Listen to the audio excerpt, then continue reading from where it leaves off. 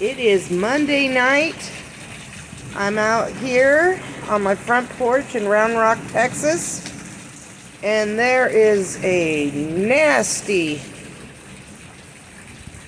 thunderstorm. There's lightning. There's wind. We have tornadoes coming.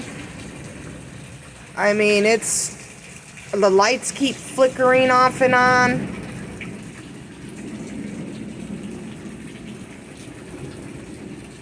It's pretty bad. But, and apparently it's right around Round Rock in Austin, and so I'm going to try and stay safe. I better get back inside before I get electrocuted or swept away. But you can probably hear the thunder. Shit. Alright guys, just thought I'd show you what I'm dealing with over here right now.